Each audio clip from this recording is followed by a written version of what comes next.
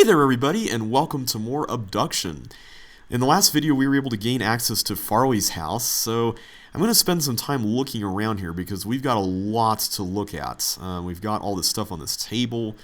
We already looked at the map, but I mean there's all these books and things lying around. There's this whole other room that we haven't even seen yet, so I think I'm going to start from over here and work my way systematically down the line. Since this is in the corner, I'm going to check this out first, so let's see what this is.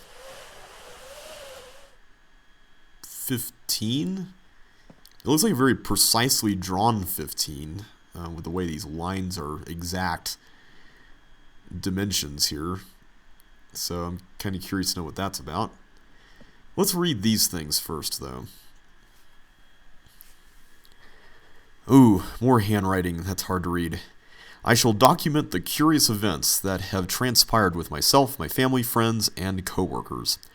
Hartnell was a peaceful mining town, founded by my grandfather, and nestled within the red rock of the desert in the Arizona territory. Its 163 inhabitants heard a mighty explosion on the night of June 27th, 1803, I think. Is it 1803 or 1903? Not sure. I sent several workers through the town to verify that the explosion had not caused any injuries or damage to mining equipment. They returned and reported that it must have been a loud clap of thunder caused by the lightning, for they found no damage. It was not until the light of the next morning that we were amazed to realize something profound had indeed occurred. As some I can't read that. During that night, our entire mining facility and a large circle of the land around it seemed to have been scooped up and carried off to a completely different place, all without anyone knowing about it. Looks like this continues. The entire landscape outside of our circle of desert could only be described as alien. Large floating rocks could be seen in the distance. No one had ever seen anything like it, anywhere on Earth. We fully explored our new surroundings, hoping to find a way home. No way home was ever found. In fact, we soon discovered what we take for granted now. Not only could we not get back home, we also could not access the landscape outside the desert. Curiously, we discovered that a flow of water was provided from a high point of rock, and we discovered a small tree growing at the very center of the circle. Our central tree, that is so important to our lives here, was just a mere sapling back then. Interesting. So it seems like this guy, much like Yosef, also thinks that the tree holds some importance. So that's interesting. Okay, this I can read. Species description. Okay, this could provide a lot of clarity for us. Mofang. Through ambassador seeds, the Mofang were the first non-human species humans were introduced to. An Liang was the first to call the alien a Mofang, impressed with their advanced ability to imitate our sounds, movements, and mannerisms. Although they have a name for themselves, their language is mostly unpronounceable by humans. As a result, and because of their mimicry abilities, communication with the Mofang is primarily accomplished by their learning human languages rather than humans learning to speak Mofang. They have been able to learn almost every human language represented in Hunrath, enough to provide functional, if rudimentary, communication. The Mofang basic external morphology is remarkably humanoid. Bilateral symmetrical tetrapods, bipedal, head with interior facial features, mouth, eyes, nostrils. Other external features include minimal body hair and raised dorsal protrusions. Constitution is somewhat frail due apparently to their thin and lightweight internal structure, but internal investigation has not been possible. They have ample cranial space to account for a substantial brain, and their intelligence is impressive as evidenced by their advanced technology. Whoa. Okay, so this kind of looks like the typical grays, that you think of when you hear the word alien. So that's interesting. Awry. After a certain level of maturity and health of the tree, a passage opened at its base. This passage allowed contact with two additional species. The first contact was with the Arai. The first contact revealed the Arai to be large beetle-like insects. We were unable to communicate directly with them in any way, but they appeared to have some rudimentary level of intelligence. It was Loreen Toth who first made the journey through the heart to Kaptar and named both the New World and the inhabitants. The Arai have 3 distinct variants that have come to be referred to as barnacle, beetle, and polyarch. Although their morphology is dramatically different from human, their internal systems, like all of our neighbors, are supported by similar atmospheric composition and basic nutrients.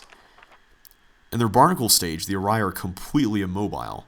The Arai stay in this egg-like development state seemingly indefinitely in order to hatch. They must be in proximity of a polyarch and fertilized by the beetles after a certain stage of maturity. The beetles are the, quote, eyes and ears, hands and feet. With only a minimal nervous system of their own, they are essentially the sensory extensions of the immobile polyarchs. They are able to execute simple commands, but apparently have very little in the way of individual sentience. Okay, so that looks like the beetle type thing that we've been seeing flying around. The Arai polyarchs are the intelligence and consciousness of the species. Although it was obvious that there was intelligence behind the species, it wasn't until Caroline Farley began spending large amounts of time in close proximity that deeper communication began. With a room nearby, Farley was the first to communicate non-verbally and learn much about the species, including some historical information. The Arai species survived in their world while several other sentient species came and went. Among them an ancient species who formed a deeper relationship with the Arai, carving temples and dwellings for them in the rocks, and later a more recent species that took over much of their homeworld. This latter species was especially adept at mechanical construction, using it mostly to capture and process large flying creatures, using the beetles as bait. So that looks like what is presumably a polyarch. Villain. Okay, we've been wondering about these guys. The final species to be discovered were the Villain. The Villain had been communicating with the Arai for many years through ambassador seeds, but became part of the larger community very shortly after the Arai. With a large and imposing frame and a form of communication based on a complex, multi-voiced, low-frequency rumble, the initial introductions were intimidating. After several attempts, Amelie Vidal was able to begin some rudimentary communication, and began visiting the Villain in Murray, which she named, on a regular basis. She discovered a complex and amazing society that was able to use their technology in unexpected ways. They had the ability to quickly transform their world using extruded structures based on some form of complex miniature substrate material. Unlike the other worlds, the Villain sphere is scooped out of a Villain resettlement group that was preparing to set off into space to find a new homeworld. This was their way of life, to put themselves into stasis and scatter themselves through the stars. As mentioned previously, their appearance is imposing, standing about 9 feet tall, with a distinct reptilian resemblance. They have 6 limbs, 2 muscular legs and arms, and a smaller set of arms. They control every aspect of their technology with their vocalizations, but over the years they have created control panels based on their number system that allow other species to easier access elements of their technology. Whoa. Alright, so this guy definitely looks imposing. He's got the big arms, the tiny arms, and the feet. And looks like that's all we can read. Okay. I like how the notepad gets put back on that exact page. That's kind of cool. Alright, communication. Talking with our neighbors. I really appreciate the fact that they actually had to come up with some unique ways to do this, because the aliens that we hear about here actually have some rather unconventional, at least in human terms, ways of communicating with each other. So it's an interesting idea, not unlike that Star Trek episode, like, what was that one? Darmok, or that movie Arrival, you know. We take communication for granted, even with the varied languages we find here in Hunrath. But when we suddenly find ourselves among other intelligent species who don't share our culture, history, DNA, or vocal cords, it requires a huge amount of effort for the beginning of rudimentary chatting. This quick overview will set the stage for what to expect when communicating with our neighbors. Mofang. The Mofang were the first non-humans we met. With at least some level of similar physical vocal generating abilities, they picked up human words quickly. This early mimicry resulted in what the species became to be called. Even though they were able to mimic single words and simple phrases, it became evident over the years that huge grammatical differences were not easily overcome. Some have proposed that the difficulty may have arisen because the Mofang insisted on attempting to learn every human language, and as a result were never able to lock onto any consistent grammatical structure. Nevertheless, in spite of the rudimentary sentence construction, it has been very easy to communicate, and it has been unnecessary for us to learn their language beyond a few simple phrases and proper names. If you'd like to learn more about communication with the Mofang, please contact Tam. So this seems to confirm that at least at some points, the Mofang weren't entirely hostile toward all the humans on Hunrath. Villain. The Villain have presented a particular communication challenge. From what we can gather, they produce sounds using two large reed-like structures inside opposite sides of their heads. The vibrations generated are channeled to resonance chambers in their skulls, where they are combined into a complex, low-frequency dual tone. The low-frequency bitonal sounds are not only hard for humans to hear and resolve, but impossible for us to mimic. And the Villain's hearing is also oriented toward low frequency, so they are unable to hear most of sounds associated with human speech. Therefore, communication with the Villain has relied on technology. They have adapted consoles, which the Villain fluently control with vocalization, for use by other species. Over the years, some individuals of other species, including a few humans, have learned to communicate very effectively using this method. Humans have been able to pick out some higher frequency characteristics of certain key Villain words over the years. And although we can't speak to them in a way that the Villains can understand, we are occasionally able to hear and recognize these words when spoken distinctly by the Villain. If you'd like to learn more about communication with the Villain, please contact Vito. And the Arai. None of the stages of the Arai morphology have any vocalization apparatus. Because of the obvious synchronization of the barnacle flash and the ability of the pawns to provide for and address the needs of the polyarchs, it was assumed that the species could communicate effectively. It was not until Farley began to spend large amounts of time in the polyarch antechamber that the first clues to this communication became evident. After months of research, Farley began to have limited success with receiving some kind of simple messages that were coming from the polyarchs. It is apparent now that the polyarchs had been attempting to communicate the entire time, but they themselves had been experimenting with various channels until they finally got a response from Farley. After this breakthrough, others were able to tune in to the polyarchs and learn to listen. Both the polyarchs and the pawns, I'm assuming they're referring to the beetles when they say pawns, have a simple organ that can sense human vocal frequency, enabling them to sense simple responses from humans, but over the years, Farley was able to learn to speak to the polyarchs via a related form of extrasensory transmission. That's interesting. If you'd like to learn more about the communication with the Arai, please contact Farley. Alright, so that's it. Looks like there are 3 races of aliens at play here. Alright, and then finally, we've got a book on seed information. Okay, this ought to be interesting. This diagram drawn here looks a lot like the pine cone thingy that flew toward us when we were by the lake. Ambassador seeds. Ambassador seeds were first documented about 150 Earth years ago. They occur about once every 400 days if the trees remain healthy. Natural seed swaps occur between pairs of seeds that we now know dropped simultaneously from healthy trees in paired sphere. When each seed was touched by species in sphere, the swap occurred, sending an ambassador from each sphere to the paired sphere. Location of the swap is defined by the locations of the pairs of seeds. After the first swap, the seeds recharge quickly, allowing for a quick return. First meetings were intense, but naturally short. It was quite a surprise for both the Mofang and us. Over time, the seeds required more time to recharge, producing longer visits between species. Collector seeds. Everyone who arrives is familiar with the collector seeds. The bright light that we were all drawn to right before the events that brought us here is a collector seed. What new arrivers may not be aware of is that these seeds like all seeds, come in pairs. When the tree drops a collector seed on the ground, it signals that its twin has begun its quest for a new being. That search may take hours or it may take years.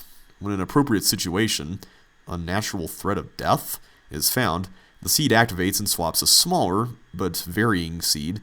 Wait, is that seed? I think it is. Sphere from Earth, or whatever appropriate homeworld here to Hunrath.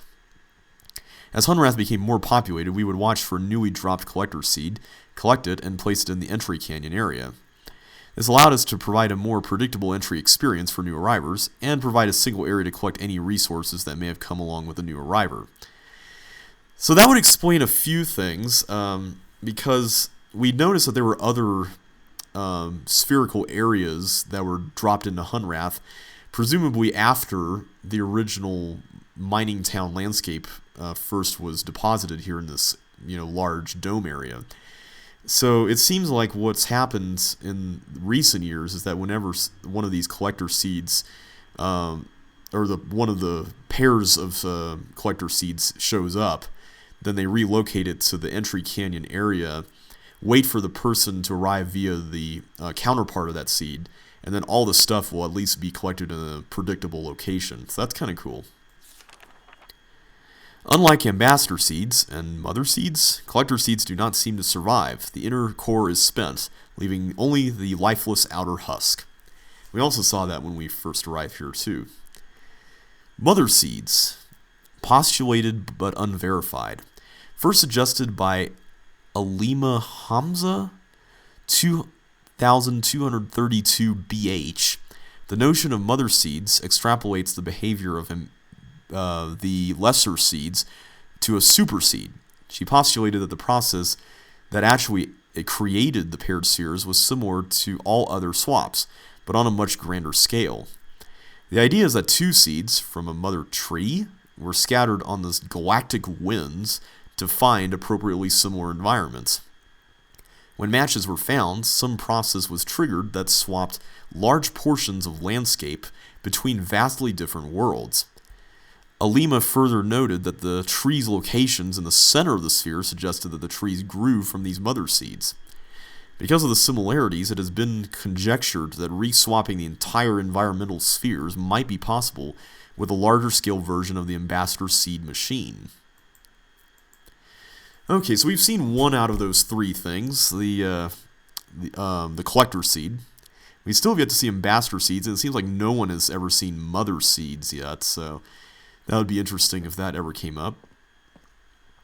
There's also this projection thing here. Let's see what this does. Ooh, that fits perfectly. Nice. So it looks like this is pointing or circling to an area here at the end of this path, if this is a path, along this wall, which we haven't been to yet, so we're going to have to see what that's about. Let's look at this for a minute. Looks like there's something here. Oh, that's different. Let's move that off of the map area here by rotating this around.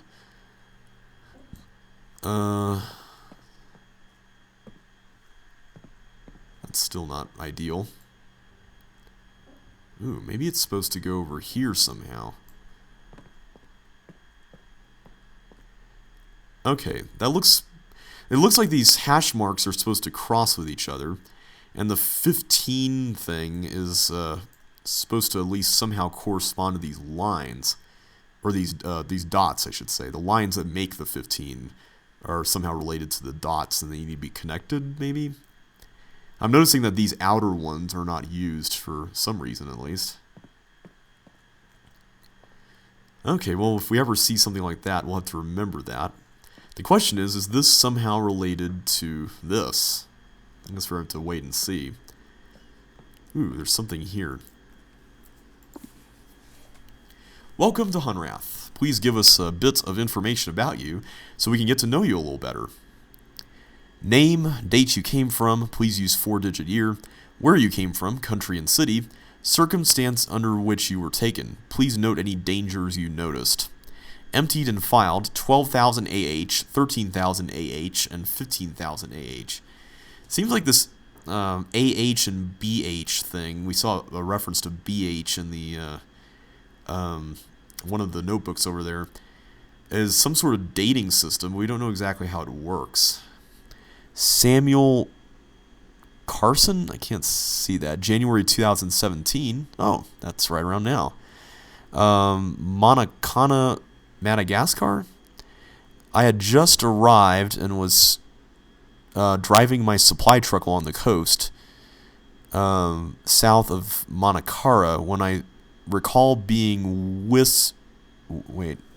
washed away, and the seed appeared.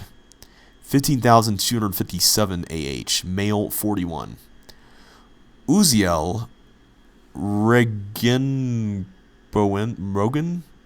Uziel, 1942, March, Lübeck, Germany.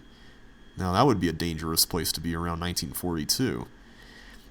The last thing I recall is a large rumbling while I was hiding in the cellar of a vacant building. I ran toward a bright light in a stairwell. 15,841 AH, male 26. Maria Gallego, September 1988. That's when I was born. Cozumel, Mexico. On my boat and bad storm. 16,023 AH, female 46. And I cannot read what that name is at all. But this guy came in March of 2042. Portland, United States of America. Skiing, Mount Hood. 16,717 AH, male 37. So it looks like, from what we can see here, this dating system is, at least going forward, it's going up every time, because if this collection here was emptied at 15,000 AH, then all of these here came after that, and they all seem to be in order. However, the dates that everyone was pulled from don't seem to have any sort of linearity at all. They seem to just be all over the place. 2017, 1942, 1988, 2042. So that's rather interesting.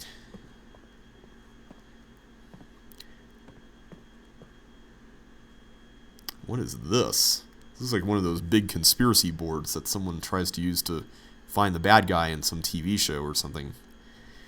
Alright, so what have we got here? 1. Seed pair.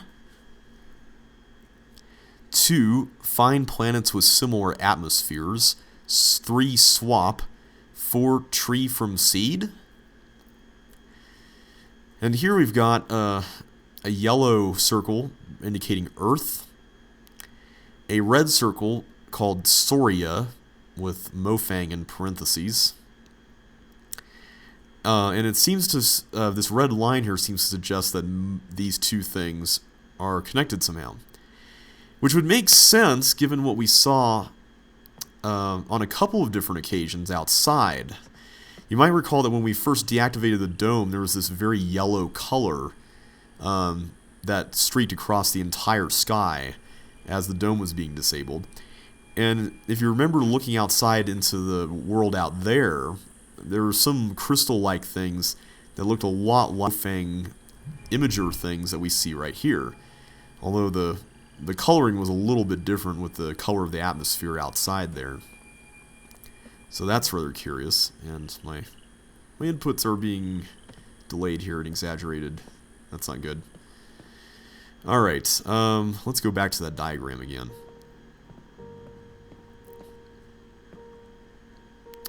Alright, heart superposition. Heart connected, path open when mature. 4 species meet. So this heart is something at the bottom of the tree. And from what we saw in one of the other notebooks, it sounds like the bottom of the tree allowed for everyone here in Hunrath to meet these alien species somehow. So getting inside the tree might be a good idea. What happens at fruition? Swap where? Home? When? Maybe dead? More seed pairs? Scattered throughout the universe? Why scattering? So we see another set of circles here. This time, though, there are 4 of them. And the 2 of them here seem to be the same colors as Earth and Soria, the yellow and the red ones. And they're connected here as well. But there are a couple of other circles here, too. There's this green one and there's this blue one. And we also heard about a couple of worlds mentioned in the notebooks called Kaptar and Murray. I'm curious to know if these 2 correspond to those. Especially considering that they all converge here in the yellow sphere, which refers to Earth. And they use the tree here, ostensibly, to meet all those other species. So we're going to have to look out for that. Let's see what this is. Tape recorder. Rewind.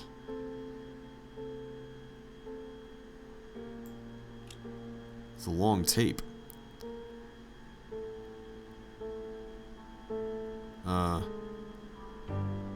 There we go. Whoops, no. There we go.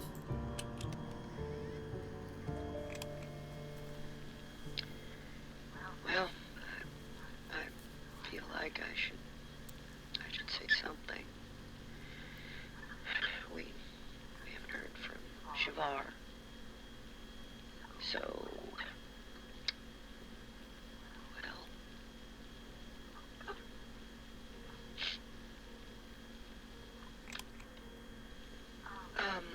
should we assume that Shavar, well, the attack is inevitable.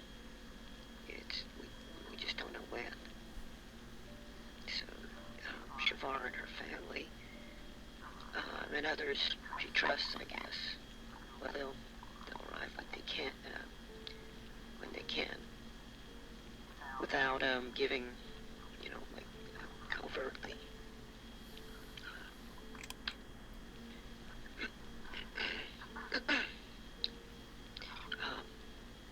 So the plant will happen, in spite of our,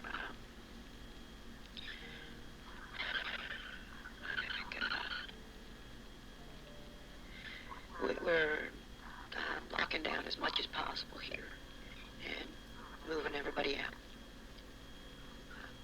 CW will stay here, and I'll go to Murray at the last possible moment. Most are gone. There's just a few left here now. The mayor got out early. I don't even know why I'm recording this. It's like somehow we'll live on or something. I guess this has a meaning if someone listens, but who? A new one? A new arriver. Oh, God, the kiosk out front.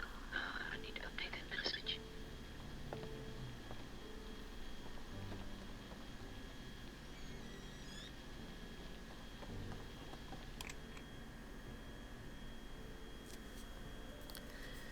Interesting. So it looks like this was the message that Farley had recorded right before she went outside to the imager out there to record the overlaying message on top of the welcome one. So that's rather interesting. She does give some details about some of the people going to Murray, it sounds like, after this battle, or perhaps in preparation for it, to hide maybe? We don't really know everything about this, sadly. So what I'm curious to know, though, is if there's anything on the other side of this thing. Let's take a look. Guessing there's not much to rewind here. There you go. We all lost everything. Everything but our stories. And they shouldn't be forgotten. I was 3. It was April of 1983. Cecil, it was 1870 for you. Sam and Vera, you tell it like it was yesterday, but it's been 62 years since you saw that blast of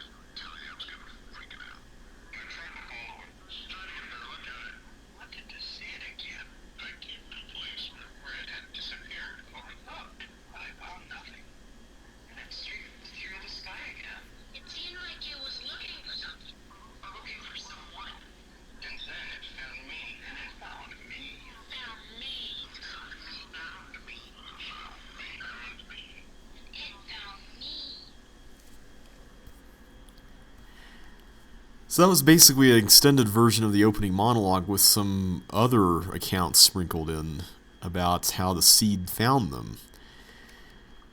Very interesting. There's also a bunch of backer reward items here, including this really cute koala teddy. I like this guy. Aw, he's adorable. A bunch of drawings, presumably by kids, it looks like. This thing. My brother, small and nice, sings constantly, as noisy as a rock concert. If only he would be quiet. I'm assuming this is like a real world decoration in someone's house. The picture looks like a real picture that someone would have submitted, kind of like the dog photos that we saw in the town. Doesn't really look like there's anything over here. This is the door that was boarded up. So I think we've pretty much looked at everything. Oh, here's another photo. Looks like this is about it. One last thing to check, though. Aha! Cyan isn't beyond pulling that trick again from Riven. Where does this go?